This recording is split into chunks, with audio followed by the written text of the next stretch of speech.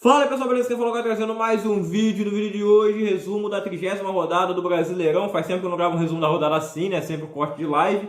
E ultimamente nem corte de live teve. O último foi na rodada 27. Mas chegamos na 30ª rodada. Tá acabando o campeonato. E acho que a gente já tem um campeão, né? O Palmeiras basicamente é o campeão brasileiro. Só um desastre absurdo fará o Palmeiras perder esse título. Mas a gente ainda tem outras coisas em jogo, né? Como quem vai cair para a Série B e quem vai para a Libertadores. E o título está praticamente garantido nessa rodada. Para mim foi a gota d'água aí, né? Foi quando se confirmou. Bom, vamos por ordem de jogo. A gente vai começar falando de Juventude e Corinthians, um confronto que não valia muita coisa, já que o Corinthians deve conseguir a vaga para a Libertadores. Não sei se vai ser no G4 e conseguir uma vaga então direta na fase de grupos. Coisa que ele também pode conseguir se for campeão na Copa do Brasil. Vai ter a final nesse dia 12 e o jogo de volta no dia 20 contra o Flamengo. Se ele vencer a Copa do Brasil, ele vai direto para a fase de grupos da Libertadores. Se não, ele deve conseguir ficar ali em sexto, no máximo sétimo. Ele não vai terminar atrás disso aí, ele vai para a Libertadores de qualquer jeito. O Juventude já está rebaixado, então, né? Era um jogo que não valia muita coisa e terminou empatado, 2-2. O Corinthians saiu vencendo, aí tomou um empate, voltou a vencer e tomou um empate de novo. Juliano e o Alberto fizeram para o Corinthians, Ruiz e Pita marcaram para o Juventude. O foco do Corinthians, obviamente, está na Copa do Brasil, mas um jogo contra o Lanterna no campeonato e você jogando com força máxima, eu acho que era obrigação vencer.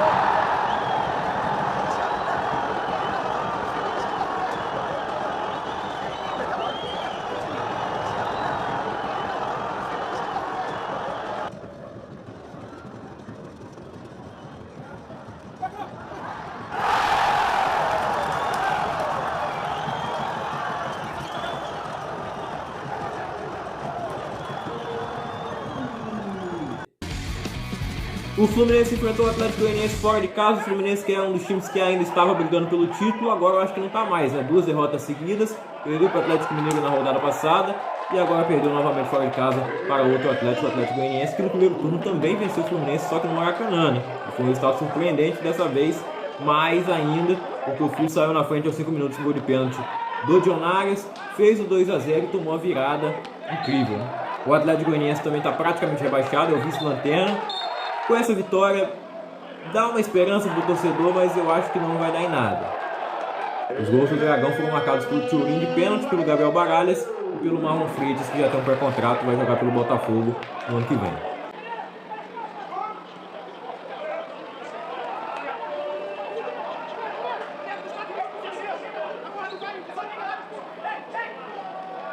O Ceará recebeu o Goiás no Castelão. Dois times que ainda, o Goiás um pouco menos, mas o Ceará está muito perto ali da zona. Já vamos conferir a classificação. Que eu não sei, talvez ele tenha até entrado na zona de rebaixamento, né? Ele começou a rodar em 16º lugar. E com esse empate saiu na frente com o gol do Mendonça, depois o Vina foi expulso. E o Nicolas empatou nos acréscimos para o Goiás. O Ceará quase conseguiu essa vitória, escapou no finalzinho. E o Goiás ainda sonha com uma vaga na Libertadores, é possível. Infelizmente para os cartoleiros, o artilheiro Pedro Raul passou em branco nessa partida. O Bragantino venceu por 2-1 o Cuiabá em Bragança Paulista. O Cuiabá saiu na frente com o gol de pênalti do Davidson, mas o Eric empatou o jogo no finalzinho do primeiro tempo. E no segundo tempo o Arthur Vitor virou o jogo para o Bragantino, que faz uma temporada bem abaixo das duas últimas, né? Mas vai ficar na Série A e deve ficar com uma vaga para a Sul-Americana. O finalista da Libertadores, Atlético Paranaense, empatou em casa em 1-1 com Fortaleza e quase foi derrotado, né? O Fortaleza abriu o placar com 15 minutos de jogo com o Thiago Galhardo e o Atlético Paranaense só conseguiu empatar lá no finalzinho, nos acréscimos, com o Pablo. O Atlético deu ao todo 21 finalizações no jogo, mas só 4 foram na direção do gol, teve mais posse de bola. Assim como o Flamengo, o rendimento desses times que estão nas finais, né? Flamengo, Atlético Paranaense e Corinthians, caíram um pouco no Campeonato Brasileiro nas últimas rodadas. O Flamengo empatou em 0 a 0 com o Internacional. O Flamengo jogou melhor com o Inter, mas o goleiro Kehler teve uma grande atuação e muitas finalizações do Flamengo também foram para fora, né?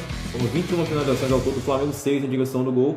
E aí você vê que o goleiro trabalhou bastante, mas não foi um grande amasso, porque o Inter também chegou, foram 16 finalizações do Inter. Amasso em posse de bola foi muito, né? Porque foi 67% contra 33%. A bola ficou muito mais com o Flamengo. Mas como o Mano Menezes falou na coletiva, quando o Mourinho faz isso, ninguém critica. Não, muita gente critica o Mano. Muita gente critica o Mourinho, sim.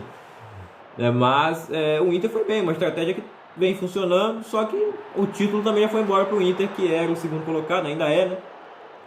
Mas não vai conseguir ganhar.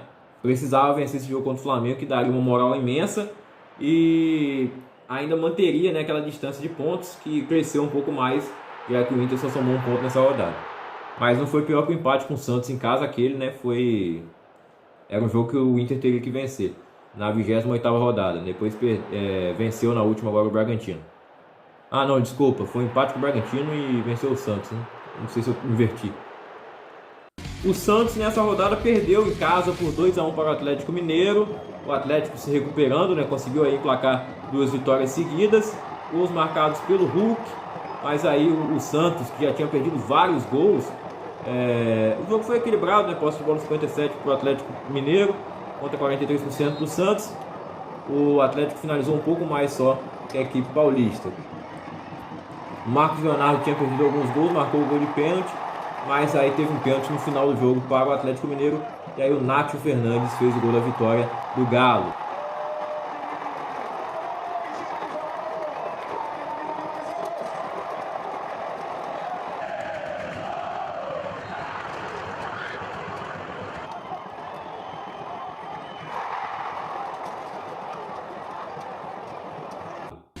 O Palmeiras venceu por 4 a 0 o Coritiba e está com uma mão na taça.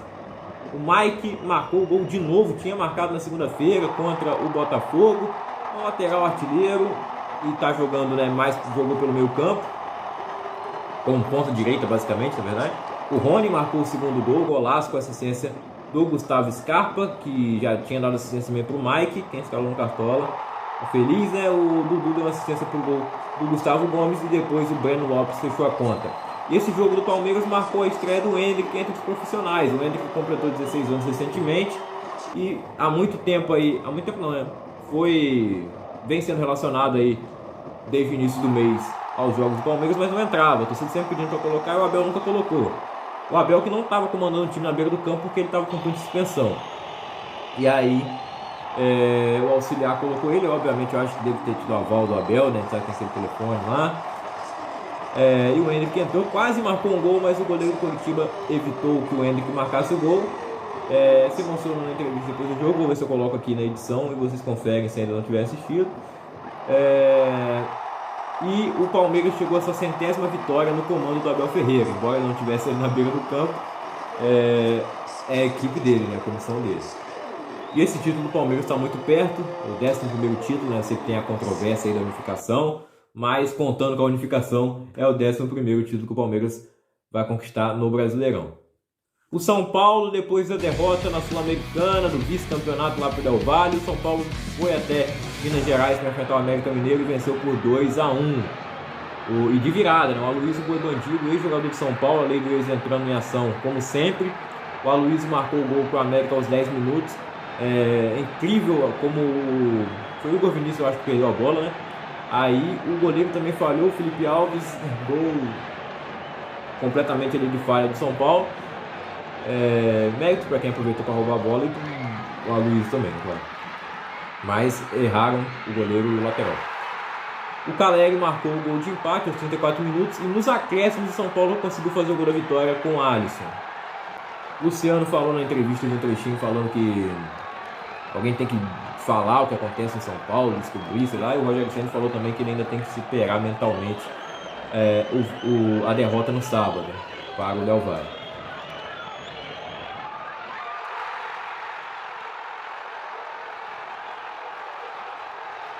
Bom, e para fechar, o último jogo foi Avaí e Botafogo na ressacada. O Botafogo venceu por 2 a 1.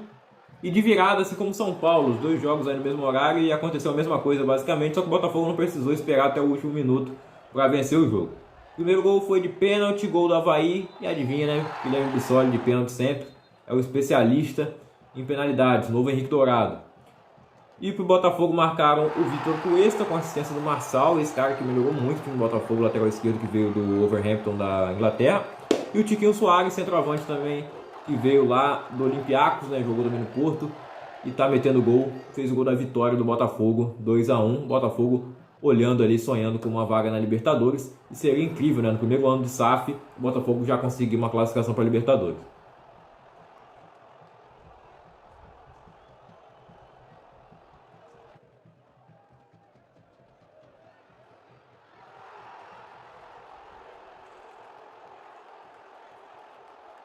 Bem, e depois dessa rodada a classificação ficou assim, então, o Palmeiras chegou a 66 pontos, abrindo então 12 pontos de vantagem para o vice-líder Internacional, que tem 54. Então, né, como eu falei, não, é muito difícil o Inter conseguir tirar esses pontos do Palmeiras. A sequência de jogos também é mais complicada para o Inter do que para o Palmeiras. E eles vão se enfrentar só na última rodada, e aí já vai ter chegado lá provavelmente, né, o Palmeiras campeão. Porque eu acho que o Inter pode até vencer todos os jogos daqui para frente, mas o Palmeiras não vai perder. Não vai perder 12 pontos, não. Né? Seria ter que perder 4 jogos. 4 jogos faltando 8, muito difícil. Né? O Fluminense em terceiro lugar com 51, esse já acabou a chance de título para ele. Né? Para o Corinthians também, que tem a mesma pontuação. O Flamengo é o quinto colocado com 49 pontos. O Atlético Paranaense está em sexto com 48. O Atlético Mineiro é o sétimo com 46. O América Mineiro oitavo com 42.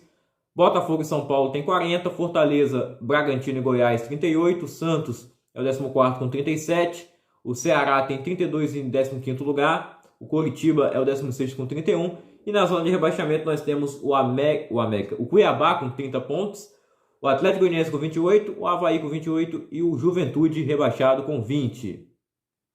Então eu falei do Atlético Goianiense estar rebaixado, mas não, ele tem bastante chance de sair, né? Tanto ele quanto o Avaí e quanto o Cuiabá também. Agora o Avaí com 20 são 11 pontos a menos que o Coritiba, é impossível. E é isso aí, o artilheiro do campeonato é o Germancano, reassumiu a artilharia, agora ele tem 17 gols. O Pedro Raul é o segundo com 15, o Bissoli do Avaí em terceiro com 14, o Calegari chegou a 13, o Hulk é o quinto colocado com 12.